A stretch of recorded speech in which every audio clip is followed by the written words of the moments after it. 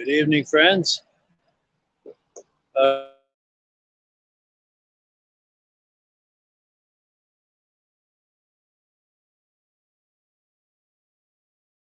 might be struggling for a signal here. If you guys can see what we're looking at here, please make a comment. You can see the screen, see with the video here, and hear my voice. Please make a comment. Let me know that we're coming through, okay? In case you're wondering where we are, we're coming to you live right now from the historic Lancaster Motel.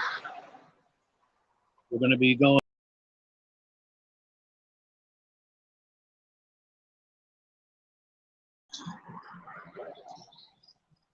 A lot of people here and staying at the motel who are coming to attend the Eastern Snowmobile Racing Hall of Fame induction ceremony, which is going to be happening tomorrow at 1:30 p.m.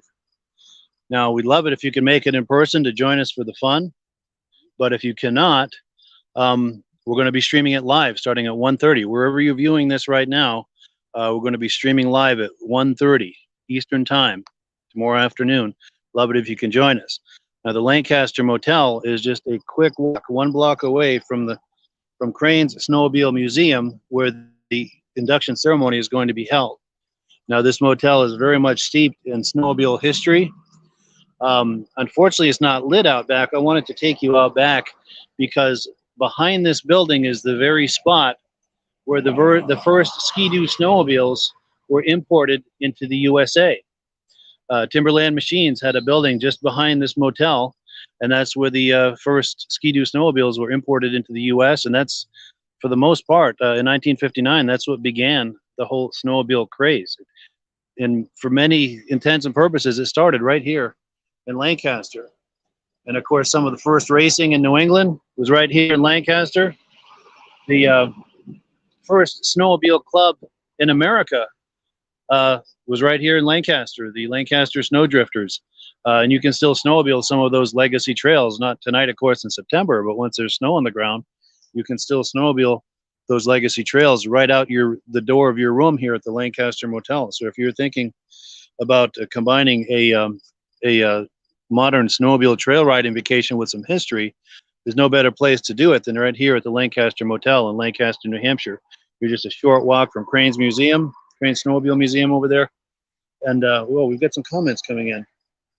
Doug Huggard says he can hear parts, doesn't see much. Someone's saying thank you for streaming. Thank you for screaming. Rick and Katrina Dumont say loud and clear over there. So that is very encouraging. Hopefully I've got a good signal here. We're going to be going in the motel here in a minute. They've got a new refurbished bar. Actually, the whole motel has been refurbished. I'm going to take you into one of the rooms so you can see. And the reason I'm doing this is the room I'm staying in tonight. But back in the day, a lot of racers, snowmobile racers, used to stay here. Now, this white SUV we're looking at, that is a good friend of mine, Paul Lamontagne. He was a RUP racer, factory racer back in the day. He used to stay here back in the day when they were racing. And there were a lot of stories overnight to rebuild engines. Sometimes they'd just bring the engine in. Sometimes they'd bring in the snowmobile, the whole thing to work on it. Of course, you'd never do that today, but let's go in and try to visualize 50 plus years ago what that would have been like. So here's...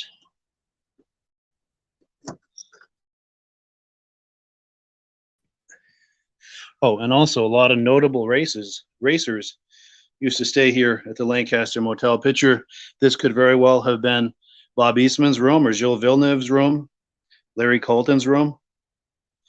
That's the thing. We don't know what room those guys stayed in. We're still trying to find out because we would like to name a room after some of these racers who stayed in the very room. And I want to get your opinion as viewers.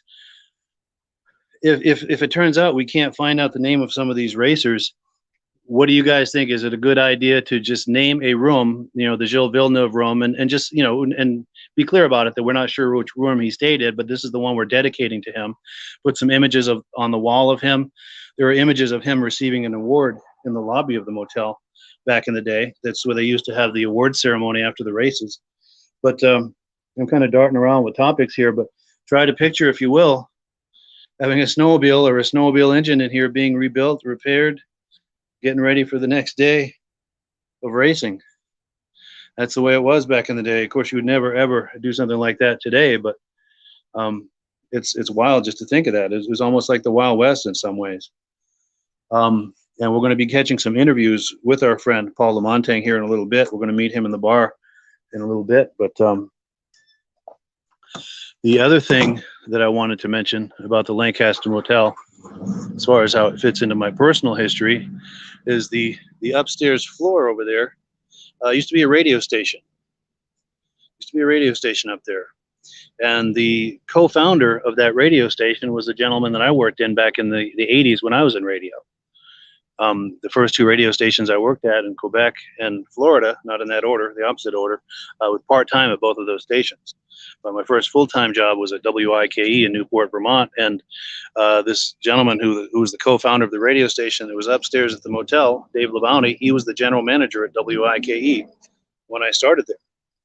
Oh, and we got someone saying, "Great idea, great history." So, so he was a great mentor to me and coached me, and it was very encouraging and everything for me when I was getting into radio, and very much appreciate that. Sadly, he passed away a couple of years ago, but he was the co-founder of the radio station that used to be upstairs there. And he was a good friend of mine, very much a mentor and a coach, and just an all-around great guy. So just another piece of history that is associated with the Lancaster Motel. The radio station is no longer upstairs. I don't know what became of that. I don't know if it moved to another location or if it's out of business, or I'm not sure what the story is with that. But let's go look around. So like I said, if you're thinking about a snowmobile vacation that combines history, no better place than here at the Lancaster Motel. So much history is associated with the motel. And yeah, this is the lobby. Back in the day, they used to have the award ceremony.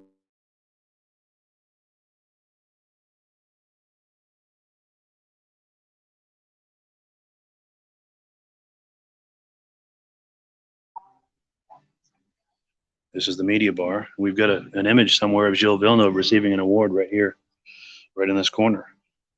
They also have some images of the new owners of the motel. They've owned it a few years now, but they understand and appreciate the history. And they've got these images of racing back in the day. I think this gentleman in the middle was the governor of New Hampshire at one of the races in the early 70s.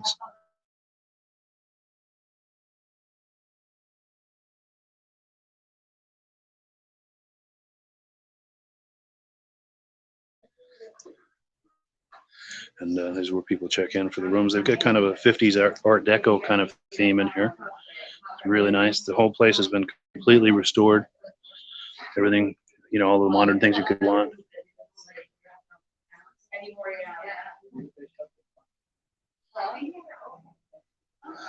And I'm just waiting for Amy. She's the bartender. She's going to be going by here in a minute. See if we can get a comment with her. But the bar is right in here. They have a drinking bar, and then for a little deeper in, they've got a cigar lounge.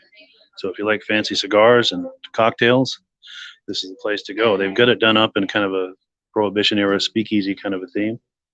And here's Amy, the bartender. How you doing? Hi, how are you? Good. I found some people to interview too, by the way. They're going to be coming in. We'll get some live music here.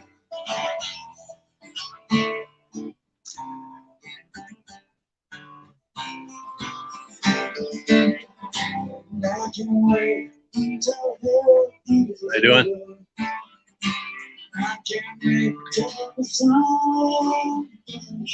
Are you here for the ceremony tomorrow? What's that? Are you here for the ceremony tomorrow, the snowmobile induction ceremony?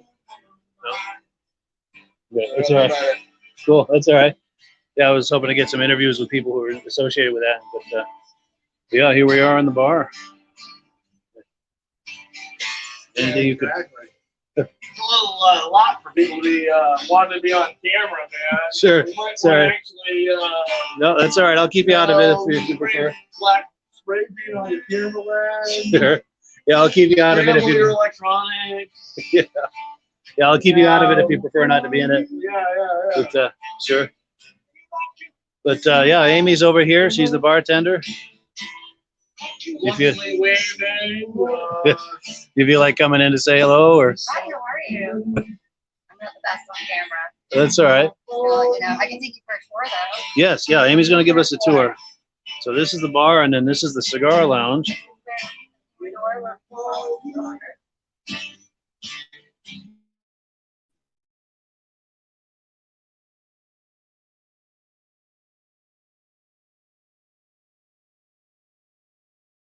I'm 4 days new. Wow, 4 days into it. Well, into the, Wow. yes, so this is something that I'm going to start learning about. Sure.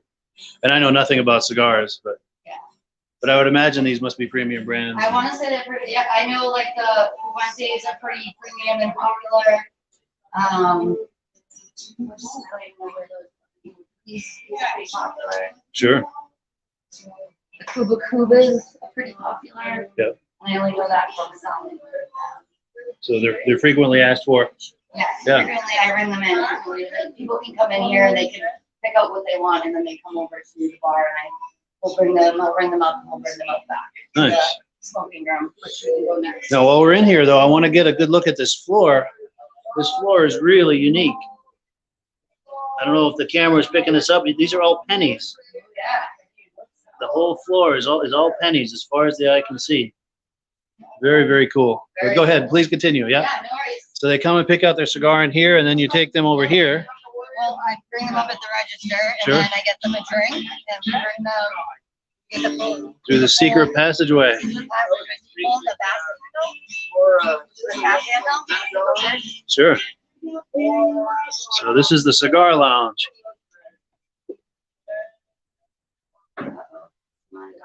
You came in. Yes, I did. I saw the door close, and I was like, oh no.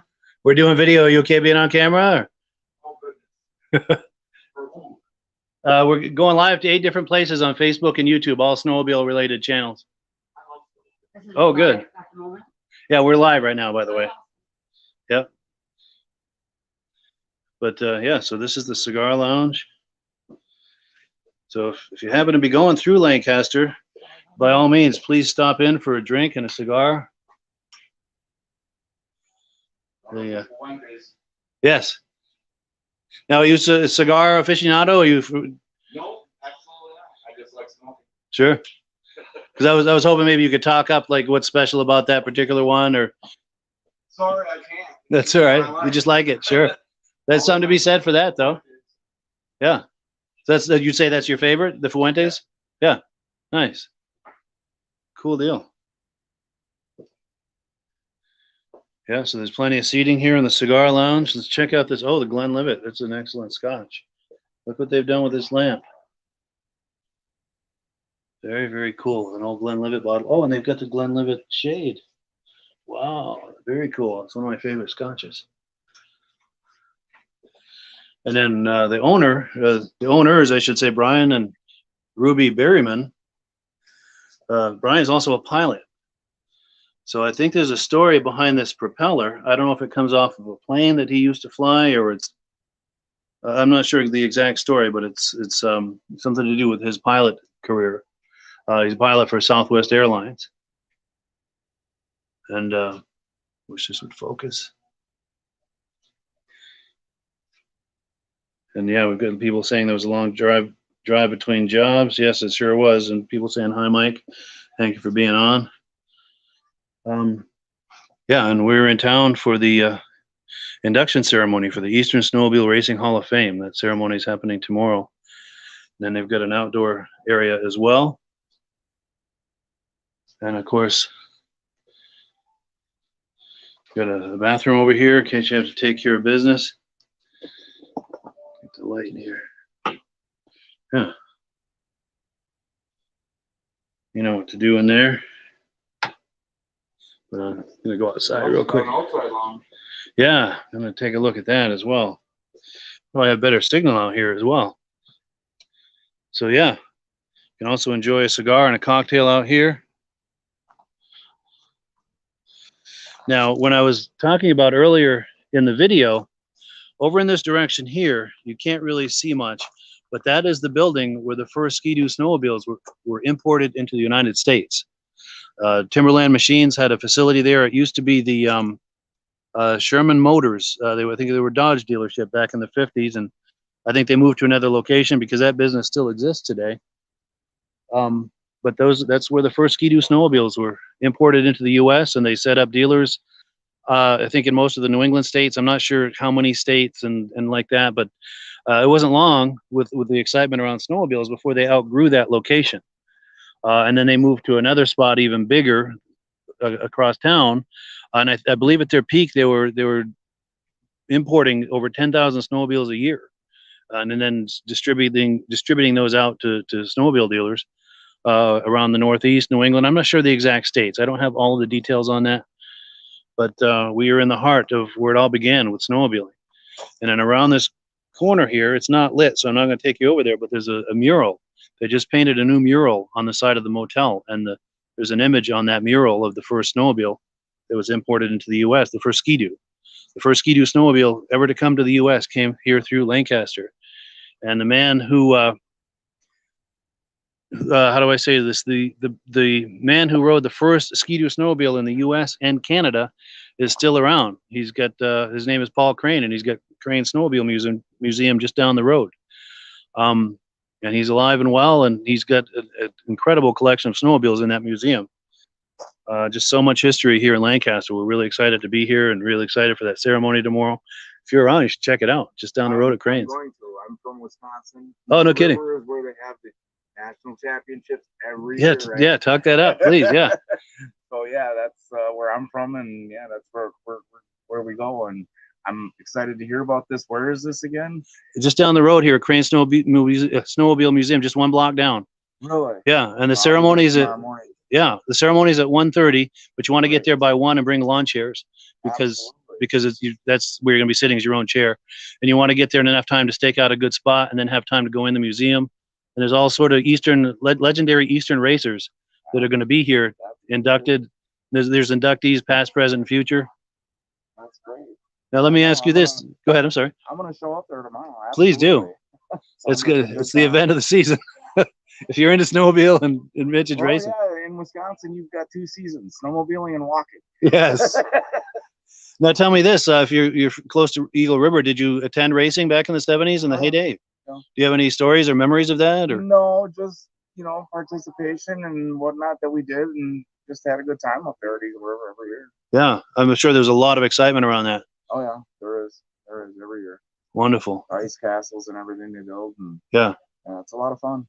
Wonderful. And in the 70s especially, I'm sure there was a lot of excitement around it. Yeah. Yeah, that was a heyday. Yeah, absolutely. Wow.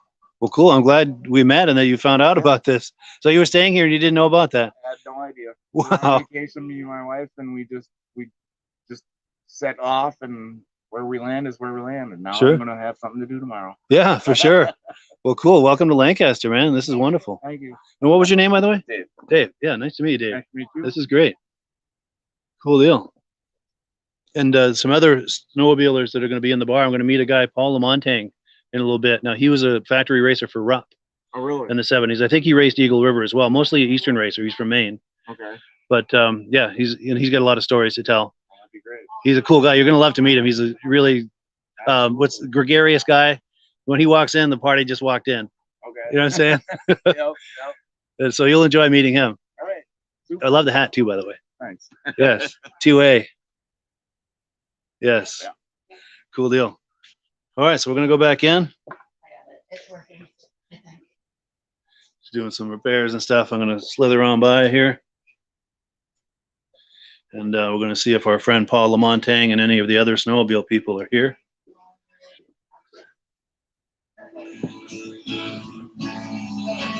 No, I don't think he's here yet.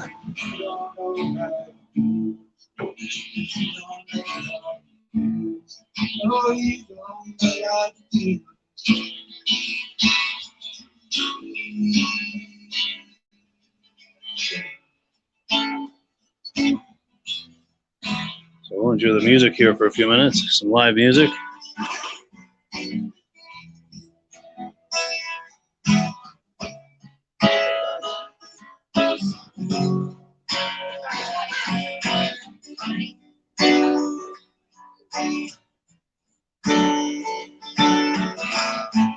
I'll pack you in my picture, take you down to where I'm a place to comfort, orange and fiction. Got a friend, woman I'm dreaming of, let me all inside.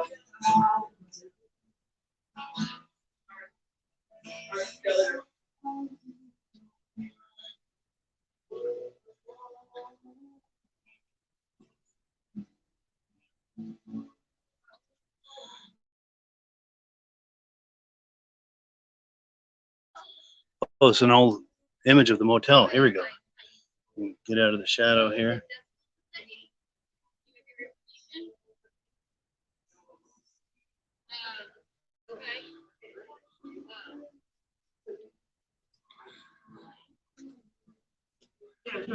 What's your name?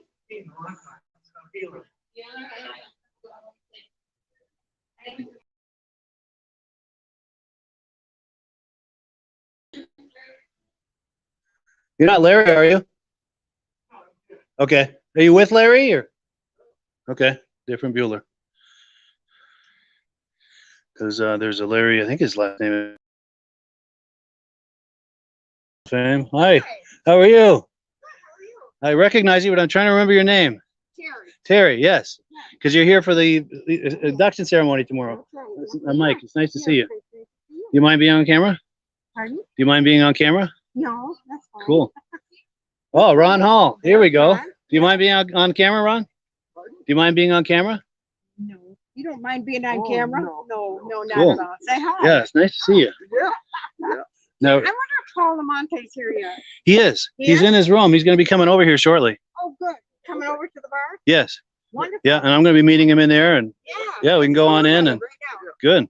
Yeah, one of the things, Ron, I'm hoping to get is if you have any stories from yesteryear of the day, and it may be stories of staying at the motel for racing. Or... Oh, yeah, this, I don't know. We had a lot of fun in here years ago. You know, we raced on Saturdays, and we come in here, and they had a band, and you know, everybody was dancing, and we were just talking about it coming up. It was Bill Abel. Bill's you know, here. Bill and Kathy. Oh, he's here. Yeah, Yes. Wonderful. and there, Cherry, Wow. Cherry, my wife here, was Nice. dancing with Bill, and you know, we had. Junkyard dog. Yeah, you know, he had the snowmobile boots off and everything. Had like red hunting socks on. You know. Wow. Yeah, but no, we had a lot of fun in this town. Yeah, and to kind of set the stage of where you fit into all of this, you were part of Team Abold, and wasn't that the winningest team in Eastern snowmobile racing history or something? That's what they say. Wow. And you won your share. Yeah, tried to. Yeah. And you raced Arcticats, right? Yeah, we had a good time, and you know, had fun doing it, and met a lot of people, and you know, like tonight, I just seen Larry Berman. He was my idol when I started in. He was out of Rochester, New York, and Faye Parmley. He was out of down by the Finger Lakes there in New York. Those two were my idols when I started in, you know. And this is the first time I've seen Larry in 50 years. Wow. He lives in Florida now. Sure. So he made it then. He's here. Yeah, he's going to be inducted tomorrow. Wonderful. Yeah. Because I was speaking to him on the phone. He wasn't sure whether or not he'd be able to make it. I guess Yeah, the flight something connection or about, something. yeah, flight change, you know, they don't know if they got pilots for the, you know, for the different flights. Yeah. Yeah. Wow. That's good. You know, we just went and got a bite to eat with him there. That's good. Good seeing him. Yeah. Do you know any others that are coming? Well, Ronnie Womet is coming out of Massachusetts. He's getting inducted tomorrow. And then let's see who else is. Better step in. Scott, I think here. Is Herbie Yancey coming? Herb's here. Oh, he's here. Yeah. Wonderful. Yeah, Herb and Larry Berman. They were with us. Bill and Kathy Abel. We just had a hamburger down the street. And Herb Yancey was one of your teammates Yeah. on Team A-Bowl back in the day, racing Arctic Cat. Chip and Herb and I. Yeah. Is Chip coming? Do you know? Yes. Oh, he is. He'll be here tomorrow morning. Good. Yeah. That's good. So Team A-Bold in its entirety will be here tomorrow. Yep. That's amazing. Yeah. 2 years in a row. Yeah. That's good. Any other stories you can think of, either of racing or staying at the motel, or? Well, you know, we used to come up there, New England and race quite often. And Yeah. there was some places that we raced in. Yeah, I can't think of the name of the town right now, but Yeah. it was a big, beautiful white hotel like we used to stay in. And, you know, it was, you know, old then, you know, but it was pretty good shape and everything. And I guess that burnt years ago. You know, you miss those. You know, when you see things like that, doesn't take. I mean, it takes, I don't know, 5 hours or 6 hours to drive up from where we are. Yeah. But my wife and I, we like to travel and sightsee. You know, so it took us over 9 hours. So you kind of took your time and checked out some sites. We went all the way to the north of Lake Champlain and went around the top of Lake Champlain. You're right there between Lake Champlain and Canadian border. Yeah. And we took 105 right across,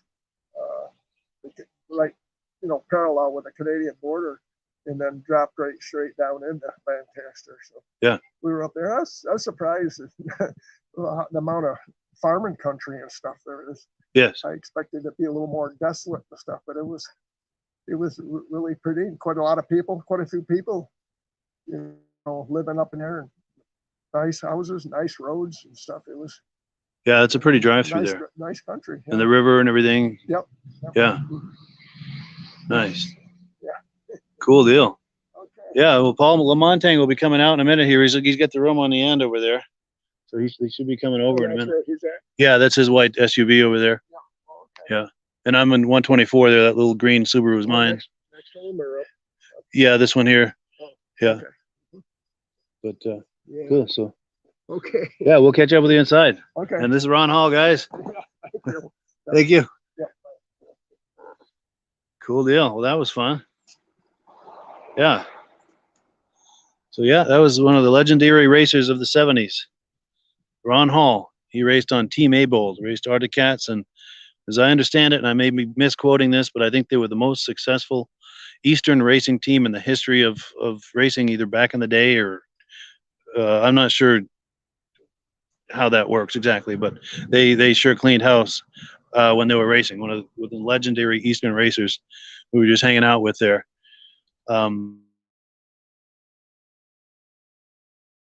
Let's say hi to him here.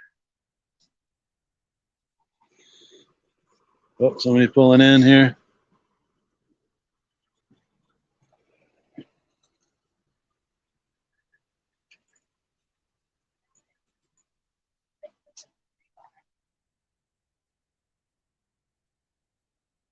Yeah, so he's taking a minute here.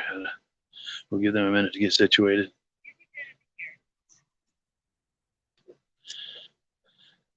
Yeah, we'll go in there. Well, that was cool. We met someone in there from Wisconsin who totally unfamiliar with the East. Turns out he's a big snowmobile guy in Wisconsin back in the day. Here we go. Hey, speaking of legendary racers, how you doing? How was your meal? Good. Nice. Good to see you. Okay. This is Paul Lamontagne, All right. one of the Rupp factory racers from back in the day. You were in other places too, didn't you? Yes, I did. Yeah. Yeah. Got a couple seconds down there. Yeah. Got Joe Villanova and I and Larry Colton. We fought it out, and Larry stuck by us right at the end. Wow. We had some fun. Sure. Some fun. Do you have any memories of that race, like specific, blow by blow kind of details? I sure do. Yes, please tell I us. sure do. Yeah, Joe and I and Larry were fighting when it was a mod 2. Yeah. Mod 2, and you know, it was the feature, the final lap, and I was in the lead, and Jill and I were fighting for first.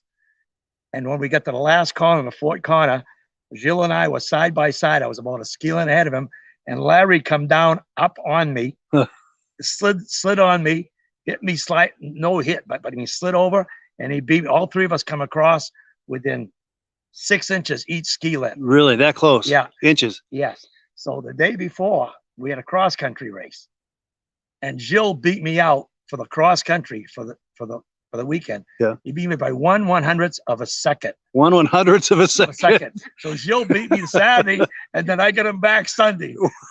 So that's because I talked French. He did too. Him and I were buddies. Yeah. We're all over the place. Even after we got done racing, we go hit the bars and have a great time. Yeah. We had a lot of fun. We bumped heads everywhere.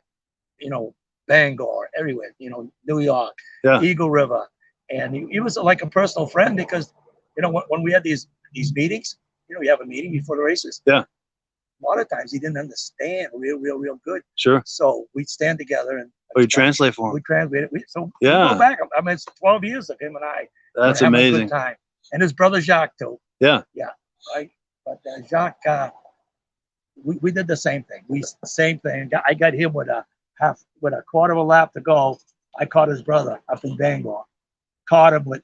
I came from behind. I would have a whole shot. Anyway, fought my way, and that was with the Mercury snow twisters. Yes. And then what I did is fought my way back, and finally on the last turn, fourth corner, I caught him to beat him. So he thought he was gonna waltz away, and I kept coming. And finally, I caught his brother. Nice. So, but anyway, we had a good time. So you were good friends with both of them. Oh yes. Now, do you have any other personal stories of what kind of guy he was, or you know, to hang out with? Jill was a great guy. Just fun person. I hung around with Jill more than Jacques. Jacques, I didn't know as much. Sure. Just by racing him, because we didn't go out. When we went out, it seemed like it was Jill and I, and his buddies and his friend and my friends. So, but Jacques, a lot of times he wasn't there. He wasn't even racing the same races as well. Yeah. So he was still understanding us. I've been story on my God, it's going on. Cool. Yeah, just like Brad Holland, right? Yes, yeah. Brad Holland and I. Yeah. The first time we met it was in Jackman, Maine, the only place that snowed in the whole country.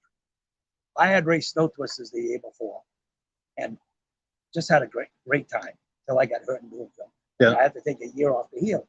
So when 76, because I think you broke both legs, right? Oh, I had legs, clavicle, my elbow was in 22 pieces, broke a finger, 3 ribs. But it took me a year to heal. So when I came back, the first race was in 75, which is 76 season. That's the first time Brad and I ever bumped head against him. He raced a year I didn't race. Yeah. When I came back and I met up with him. And that weekend, I beat him 5 out of 6 places. Wow. He won 1 feature and I won 5. and we kept, I said, what did you do to that sled? I said, nothing. I kept telling him. It came out of the crate this way. He goes, get out of here. So that's how far back, you know. Yeah. We went back. That was the first time we had ever met together. Yeah. And raced each other. And after that, let's go over here. then and then 6 weeks later, I retired. I had a baby coming. I was running a fuel oil business, and I felt good. I was healed up, but I wasn't healed up. You know what I mean? I still had some stuff I had to watch for. So I went, and what happened is the purse were like $1,000, $800 when I was winning. The purses went down to $300, and to me, it wasn't worth it anymore. Yeah. You know, now I had 2 kids. I got a fuel business. So that's why I didn't give it up for him. And Mercury was not going to make any more sleds. That was going to be the last year in 76. Oh yes, they were getting out of it. Yeah. So I raced those 6 weeks, and then that was it. I called it quits, and I was fine with that. Yeah. But I had a great time with it. Brad and I, we had a good time. Yeah. We had a good laugh together and everything.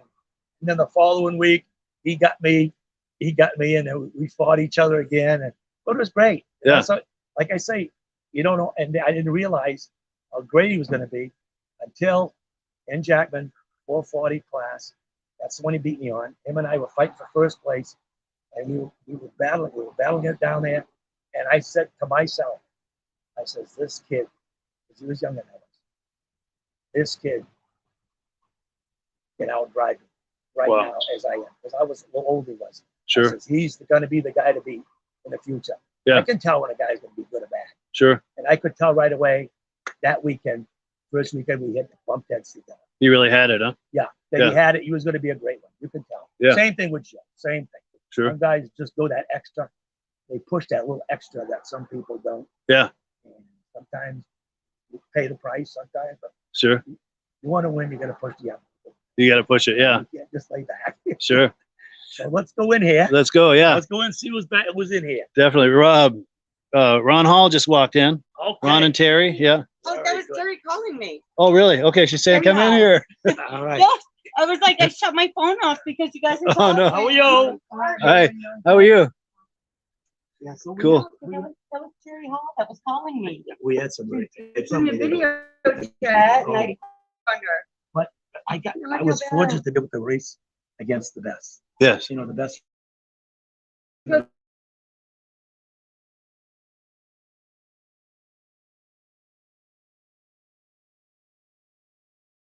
Back then, you didn't know who Brad Hollings was going to be.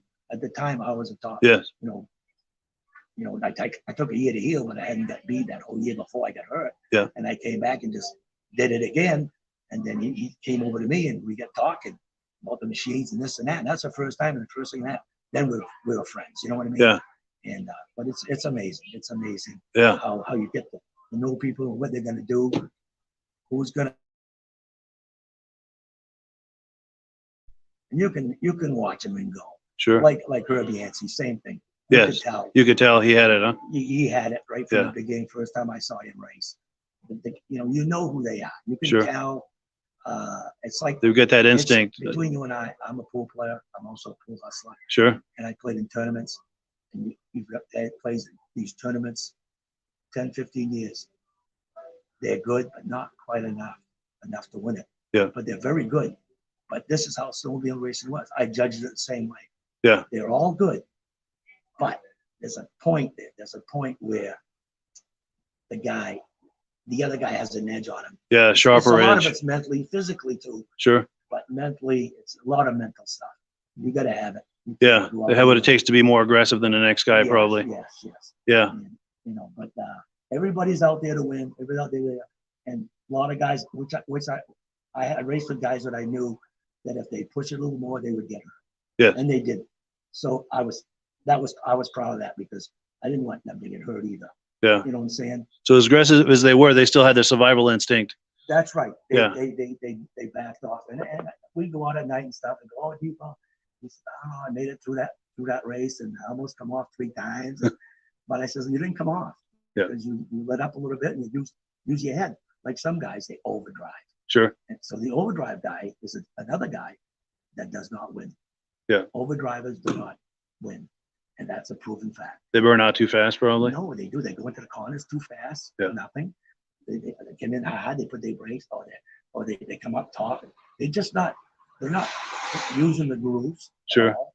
But the key is they overdrive. They're great drivers, but they're coming in too hard or not enough. And then they have to compensate for what they just did, Then probably. yeah. So what they're doing is when they come in too hard, then after that they slide out of the way, and then the other guy Yeah. gets them. You know what I mean? Yeah. They If lose they what just they slow had. down a little bit, Sure.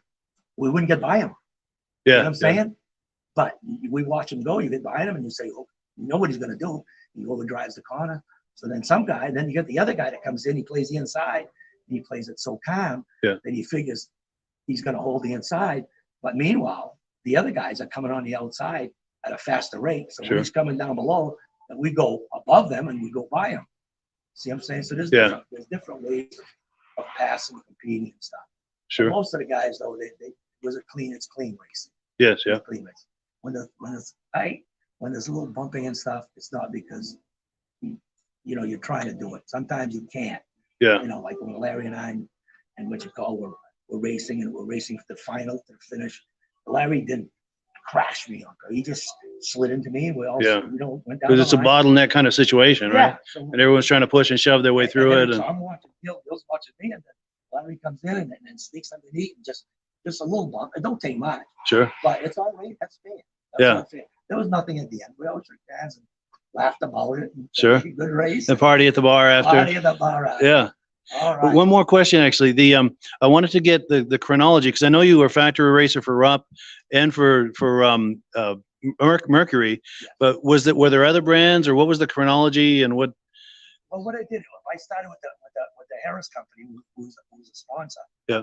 They picked me up right away as a distributor racer, and then first thing you know, I ended up meeting Gene Bloom, and they wanted me to race a couple of their sleds, like an Eagle River and stuff. Yeah.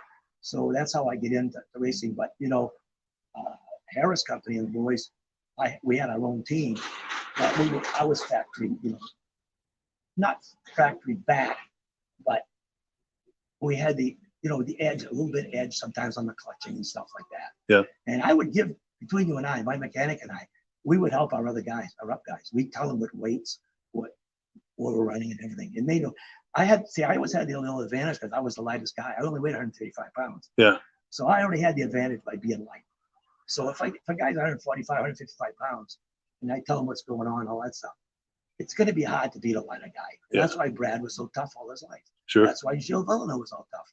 Yeah. There's weight there. The weight made a difference. Yeah. And a lot of guys don't realize that. I mean, the heavier guys might have come out of the hole faster. But then after that, as the race goes on, the lighter guy just, picks you up.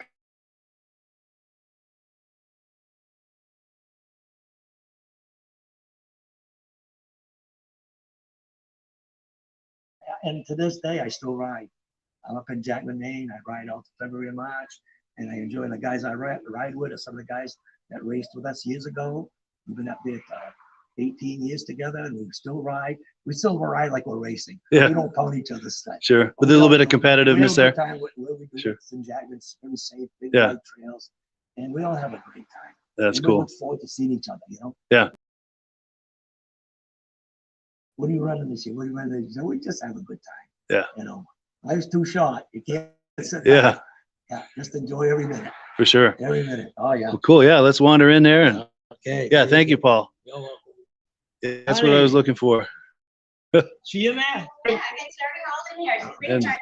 And this is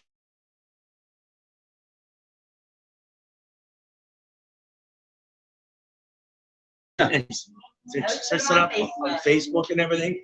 So she's I've done seen it for some of 3 those, years yeah. in a row now, and she does her thing. She goes She to does a nice everybody. job. She tries to take a picture of everybody that's I at do. the. I'm gonna boss you about it too. cool. You gotta be. I am. That's racing, right? Yeah. Yeah. She tries to take a shot of everybody at the ceremonies and stuff. Yeah. And that way they can get to see who's there and everything. So she's Yeah. she's I've very, seen those. very They're really good at nice it. images. Yeah. And they usually end up on the Eastern Snowmobile Racing Hall of Fame. I have to do a few of you doing me, Oh, yeah. of you doing us. Okay. Where would you like me? Now, honey. No, honey. Okay. This is my lovely over here. Look at this. She's taking our picture. I mean, I Good. can't do it. I have to open my mouth, more oxygen to the brain. Yes. sometimes. Cool deal. And let me get a shot of the two of you together, too. Okay. Here we go. Beautiful. Yeah. Our good friends that have come down from Maine. Yeah. And this is probably the fourth or fifth year, I think, Yes, since I met you. that's right. And we always visit every year. And Yes. yeah. It's been like 4 years in a row, right? Or 5 Yeah. now. Yeah, Almost 5. 5. I think there's one Yeah. year we didn't. One because year of I COVID, yeah. think, right? No, 1 year I couldn't make it before, way before. But I couldn't make it. But now, we haven't missed one. Yeah. We're not going to as long as we can. As long as you can do it. Yeah. Good deal. Oh, good. Cool. Yeah. Let's wander in there. Go And and see our gang. yes. Yeah. Thank you, They're right Paul. here. I can tell you where they are. They're right at the bar. They were waved to me, and I felt bad. I was like, not coming in. Yeah.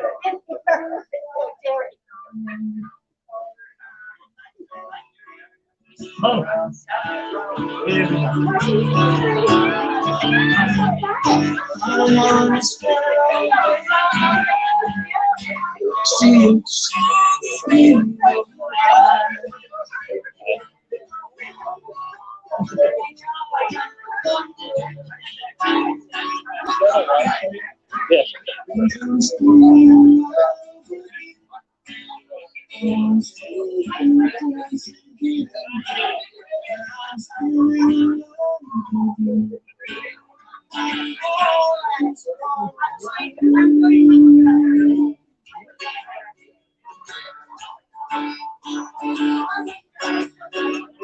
Good.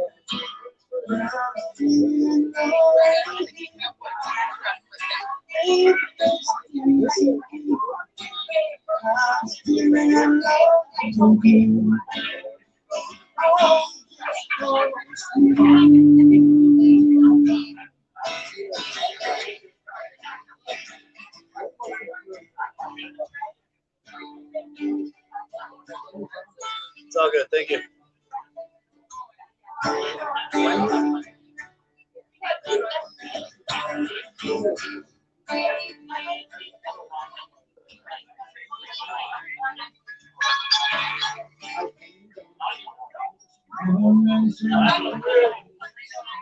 Cool deal. So yeah, I'm just going to go back outside here to wind down the podcast, but thank you everyone who's been viewing. In case you're just joining us, the reason we're doing all this here at the Lancaster Motel is all these legendary Eastern racers are in town for the big event of the season, the induction ceremony for the Eastern Snowmobile Racing Hall of Fame that's happening tomorrow. Just a few steps down the street over here, this direction, one block down at Cranes Snowmobile Museum. If you're thinking about joining us in person, I encourage you to get there no later than 1. Bring some lawn chairs because you're going to have to stake out a spot for your lawn chairs. There's plenty of space, but you need to stake out a spot, and that'll give you time to go into the Cranes Snowmobile Museum. There's over 100 vintage snowmobiles in there. Give you a chance to look at that. And you also will have a chance to mix and mingle with inductees past, present, and future. It's like a who's who of Eastern racing that'll be happening tomorrow.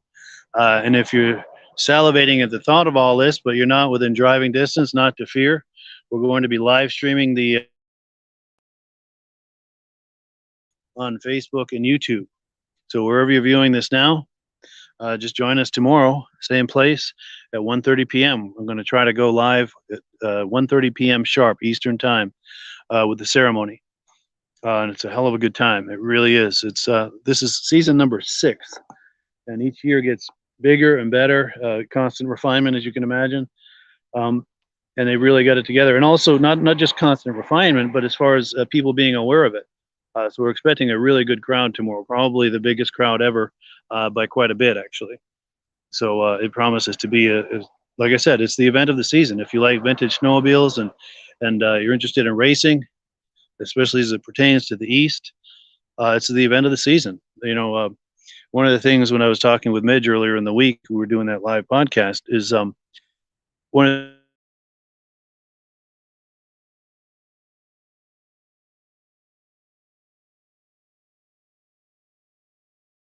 of their day jobs, and all these decades later, everyone thought that they forgot about it. Well, it turns out all the wonderful times and all of the excitement around the racing and everything, it turns out the interest in it is alive and well. And I'll tell you what corroborates that is that there are plenty of vintage snowmobile shows that happen different times of the year, and they're all very well attended. The one I went to in Washington, parking, and there is plenty of parking at this event, but it was so well attended, they were struggling to find places.